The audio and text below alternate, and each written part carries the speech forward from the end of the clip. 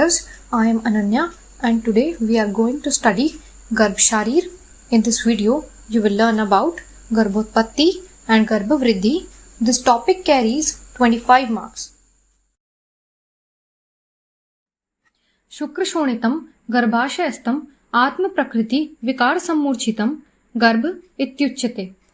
This shlok tells us what is Garbh and says that combined state of Shukra and Shonit in Garbhashay intermixed with Prakritis which are Asht Prakriti and Vikar which are Shodash Vikar and ridden by Atma is called Garbh. जब शुक्र और शोणित गर्भाशय में intermix होते हैं और अष्ट प्रकृति और षोडश विकार और जब आत्मा उसके अंदर आ जाती है तो हम उसे गर्भ की संज्ञा देते हैं.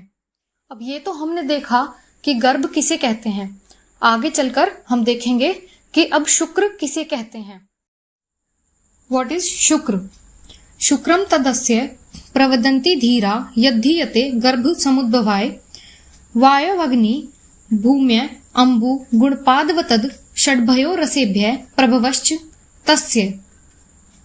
I'll give you a tip. Now try to read all the shlokas कि उनको आप लोग तोड़ तोड़ कर पढ़ें, एक शब्द को अलग और दूसरे शब्द को अलग. The male factor that takes part in the formation of Garbh is called Shukra, which is composed of Vayu, Agni, Jal and Prithvi Mahabhut. The Shukra is formed by the food substances having all 6 रस. पंच महाभूत और षड रसों से मिलकर शुक्र की formation होती है. शुक्र गुण. अब हम देखेंगे कि शुक्र के क्या क्या फीचर्स और कैरेक्टरिस्टिक्स होते हैं जो कि देखकर हम उसे शुद्ध शुक्र की संज्ञा दे सकते हैं. स्फटिकाभम द्रवम स्निग्धम मधुरम मधुगंधि च शुक्रम इच्छन्ति केचितु तैल शौद्र निभम तथा. अब शुक्र is white in colour, has crystal like appearance, sweet in taste, madhu in gandh, snigdh, pichil, sandra, guru in consistency and overall appears like tail and shodra. Shukra possessing these characters can be called as Shuddh Shukra. Now, it is suitable for Garbh Sthapana. शुक्र सफेद होता है, मधुर होता है, गंध में मधुर होता है और तेल की तरह होता है. शुक्र प्रमाण. Now we'll see the quantity of Shukra. Quantity of Shukra dhatu is Ardhanjali as per Acharya Charak. Now we'll see what is Artav or Shonit. Rasadev Striya Raktam Rajah Sangyam Pravartate Tadvarshad Dwadashad Urdhavam Yati Panchashata Shayam. Artav is made up of all the 6 ras. It is blood red in color. It stays for 1 month in the canals of women and then comes out from yoni with the help of vayu. Menarche occurs at 12 years of age. Menopause occurs at 50 years of age. आर्तव जो है उसको ovum के साथ में compare किया गया है. ये रेड कलर का होता है और वेजाइना से बाहर आता है विद द हेल्प ऑफ वायु. कैरेक्टर्स ऑफ आर्तव. आर्तवम शोणितम त्वाग्नेयम रक्त लक्षणम आर्तवम गर्भ Cooch. आर्तव is Agney, has characteristics of Rakt, forms Garbh and is also essential for life. Though the dominant Mahabhut in this is Tejas, however, other also exist in small quantities. आर्तव के अंदर अग्नि की प्रधानता होती है. आर्तव प्रमाण. The quantity of Artav. The praman of Artav is said to be 4 Anjali. शुद्ध आर्तव के लक्षण.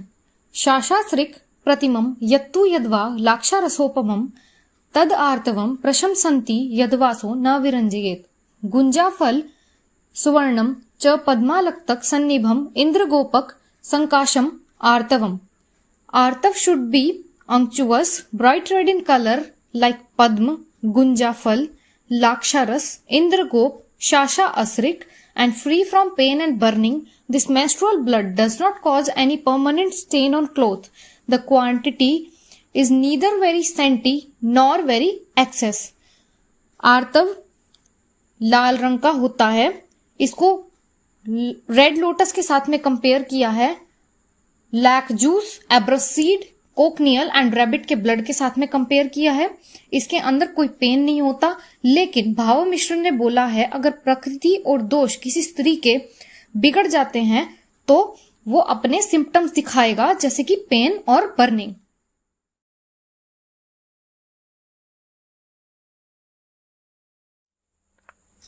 गर्भाधान, what is the appropriate age for conceiving?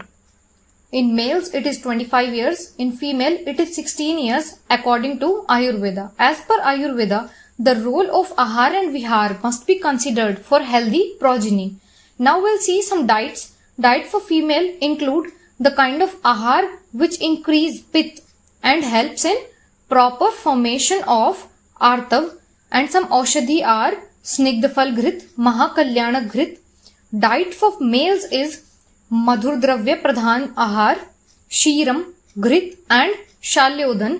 These diets should be given to male and female for the proper formation of बीज. What is the proper time of conjugation? युग्मेषु तु पुमान् प्रोक्तो दिवसेषु अन्यथा अबला. Now we will see the role of Panch Mahabhut in गर्भ पोषण. तम चेतनावस्थितम वायुर्विभजति तेज annum पचति आपः क्लेदयन्ति पृथ्वी संघन्ति आकाशम विवर्धयति एवं विवर्धितः स यदा हस्तपाद जिह्वा घ्राण कर्ण नितंबादिभिर अंग रूपेस्तदा शरीरम इति संज्ञा लभते. Couples who are desiring male progeny should perform coitus on yugma days, which are even days, for female child on ayugma, which are odd days. They should perform the coitus.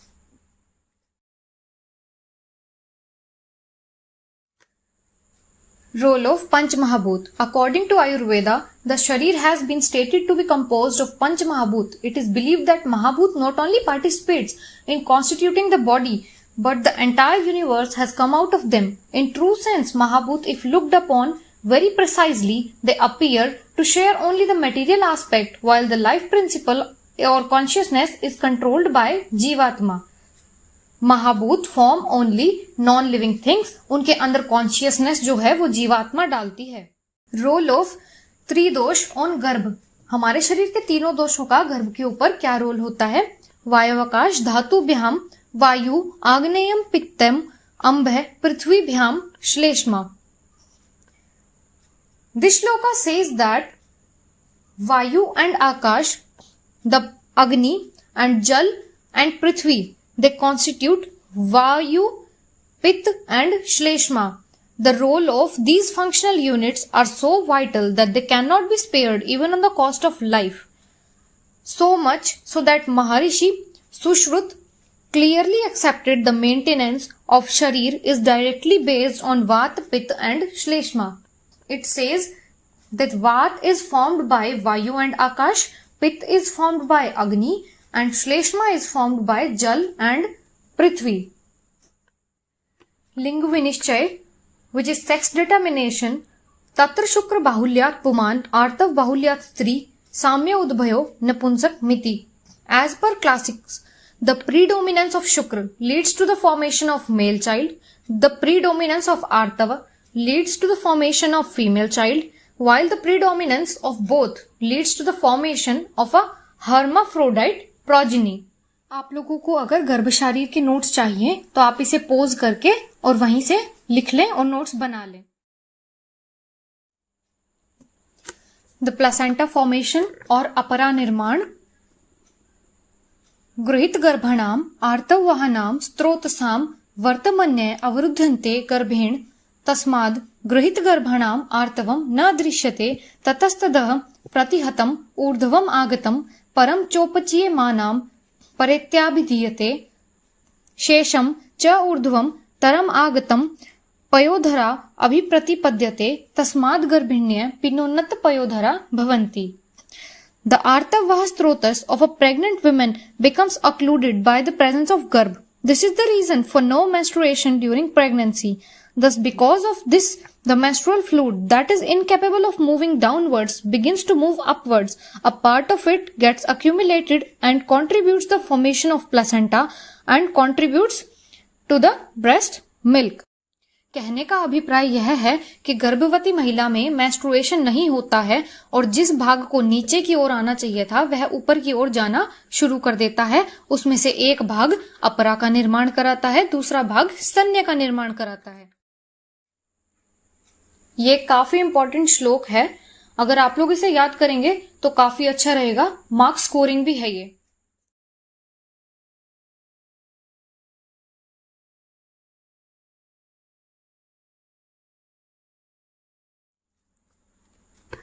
Now we'll see मासानुमासिक गर्भवृद्धि कर्म, month wise development of embryo. For the first month, प्रथमे मासे कललम जायते. In the first month of development, embryo attains the shape of chestnut, which is soft from inside and can be called as kalal. Now second month, द्वितीय शीत ओष्म अनिले अभिप्रपच्यमानानां महाभूतानां संघातो घने संजायते यदि पिंड पुमान स्त्री चेत पेशी नपुंसक चेदरबुद्ध मिति. It is said that in second month when it is processed by sheath, which is kaph, ushma, which is pith, anil, which is vayu, it becomes a ghan mass, which is solid mass of panchamahabhut. This ghan mass, if appears as pind, for example like oval shape, then the gender of product of conception will be male, and if it appears as peshi, like elongated muscle, then it will be female. If arbud, as a tumor shape, then a napunsak will be born.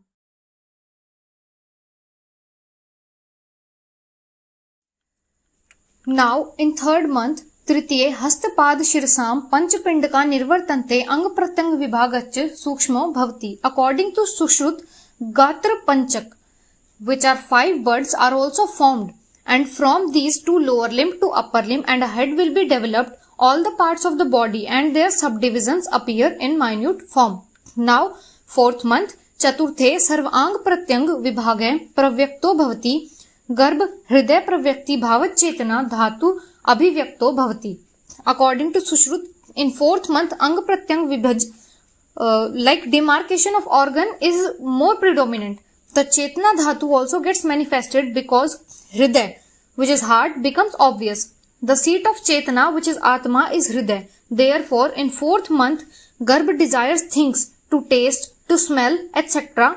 through the mother. The woman now possesses 2 hearts and also known as Dau Hridini.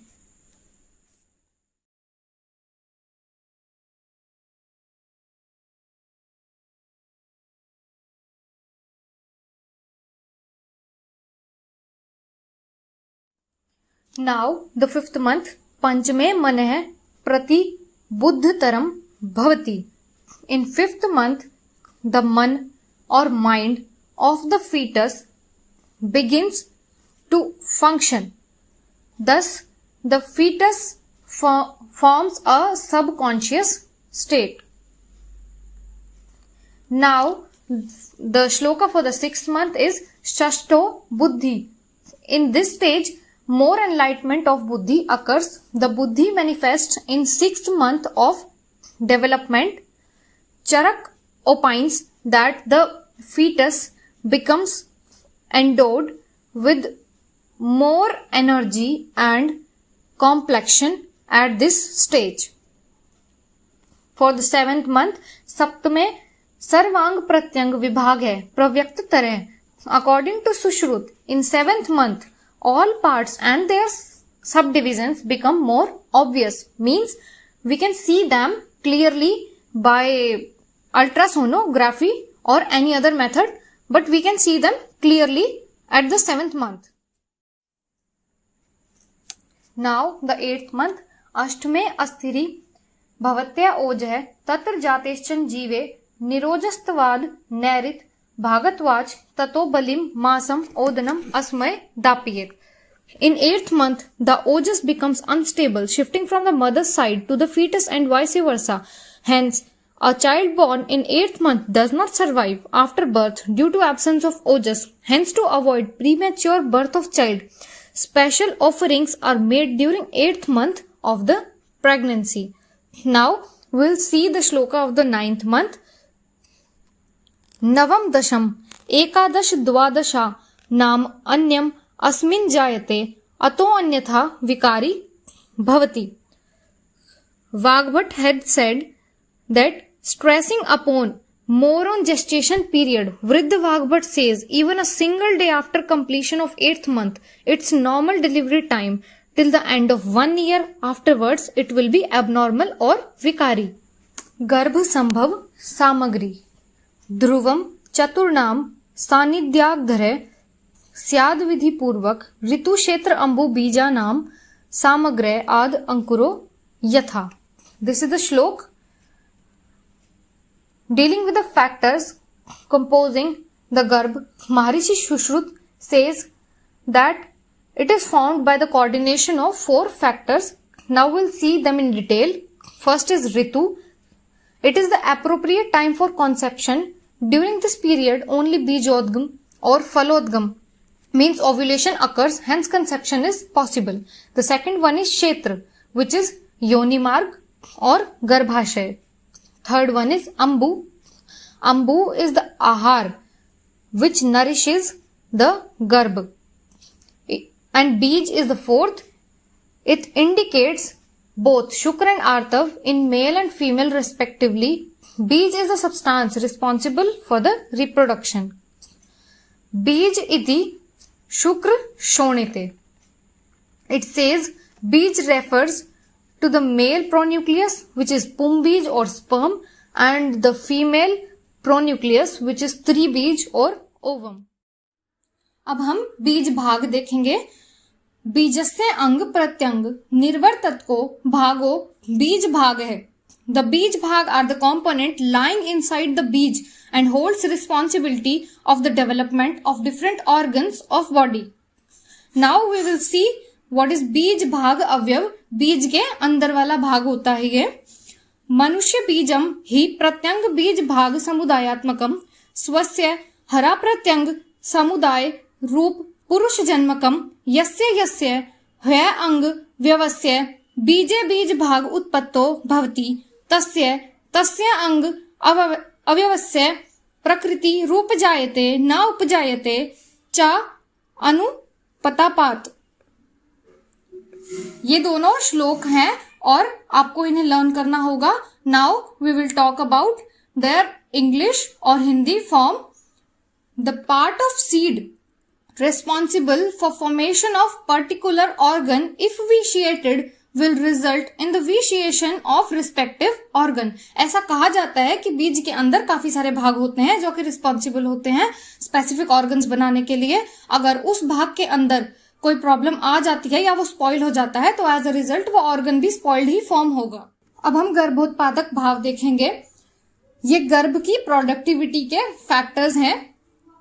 तत्र गर्भस्य पित्रज मात्रज रसज आत्मज सत्वज सातम्य जानी शरीर लक्षाणी.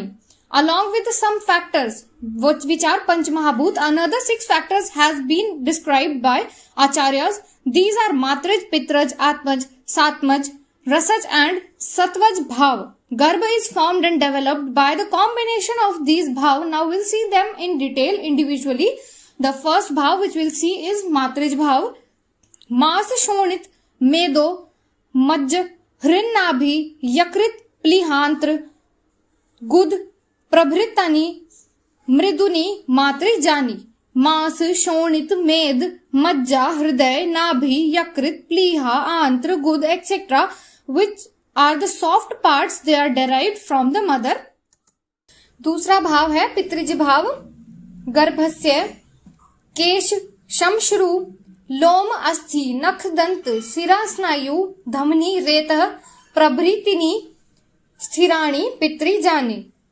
All the hard parts are derived from the father side like hairs, bones, nails, teeth, veins, etc. Now the third one, आत्मज भाव. इंद्रियाणि ज्ञान विज्ञानम आयु सुख दुख आदिकम च आत्म जानी. In गर्भ इंद्रिय ज्ञान आयु सुख दुख जन्म, these features are derived from गर्भ itself. सातम्यज भाव। वीर्यम आरोग्य बलवर्णो मेधा च सातम्य जानी। वीर्य, आरोग्य, बल, वर्ण, मेधा, these are the features derived from सातम्यज भाव। अब हम देखेंगे अगला भाव रसज भाव। शरीर उपचयो बलम वर्ण स्थिति ह्रानिश्च रस जानी। शरीर की जो ग्रोथ है, स्ट्रेंथ है, कॉम्प्लेक्शन है, वो डिपेंड करता है जो कि हम खाते हैं, what ever we eat. Rasa gives the nourishment to the body and as a result अगर हम सही से हमारे शरीर में रस जा रहा है तो हमारे शारीरिक दोष बैलेंस्ड होंगे। अब हम सत्व भाव देखेंगे। सात्विकम शोचम आस्तिक्यम शुक्ल धर्म रुचि मृति। द चाइल्ड विल हैव सत्व गुण प्रधान, will have mental and physical cleanliness, will be intelligent and religious. The Matraj, Pitraj, Atmaj bhav can't be changed as they come from parents and Purva Janam Sanskar respectively. The other three bhav can be changed by proper meditation and ahar vihar. अब हम हर organ का detail development देखेंगे। अंग प्रत्यंग उत्पत्ति। गर्भस्य यकृत प्लीहानव शोणित जव शोणित फेन प्रभव फुफ्फुस शोणित किट्ट प्रभव उंडुक असृज श्लेष्मणश्च आपी यह प्रसाद परोमतः तम पच्यमानं पित्तेन वायुश्च आप्य अनुधावति ततो अस्य आंत्राणि जायन्ते गुदम्बस्तिश्च देहिनः उदरे पच्यमानानाम् आद्यमान द्रवं सारवत् कफ शोणित मासानां सार जीवः प्रजायते यथार्थम् ऊष्मणा युक्तो वायु स्रोतांसि धारयेत् अनुप्रविश्य पिशितं पेशी विभज्यते तथा मेदसः स्नेहम् आदायम् सिरा स्नायु त्वम अनुयात सिराणाम तु मृदु पाकः स्नायूनाम च ततखरे आशय अभ्यास योगेन करोत्य आशय संभवम रक्त भेद प्रसाद आद वृक्को मास सृक कफ मेद प्रसादाद्रिक वृष्णव शोणित कफ प्रसादजम हृदय। अब ये पूरा श्लोक आप लोगों को लर्न नहीं करना है। अगर हो जा रहा है तो वेल एंड गुड, लेकिन अगर नहीं हो रहा तो कोई प्रॉब्लम नहीं है। You can learn it's Hindi part, आप उसे अच्छे से करो, एग्जाम में लिख के आओ और वो भी काफी सही रहेगा। बाकी ये याद हो जाए तो बहुत अच्छी बात है। अब श्लोका का हिंदी में मतलब देखते हैं। सुश्रुत सेज यकृत विच is liver, pliha which is spleen of garbha gets originated from rakta, phupphusa which are lungs are made up of froth of rakta, unduka is made up of mala of rakta, the sar of shleshma and rakt gets metabolized by pit and vayu and then forms antra which is intestine, gud which is anus, basti is bladder, tongue is made up of essence of kaph rakt mas, the vayu and ushma canalizes the throat which are channels, then enters into mas and peshi. The oily portion of med forms sira which are vessels and snayu which are tendons by mridu and khar pak respectively. Vayu by repeated action forms ashay which are cavities, vrika which are kidneys are made up of essence of rakt and med. The hriday which is heart is formed by essence of rakt and kaph. Thank you. Hope it helped you. If you have any doubts, leave them in the comment section.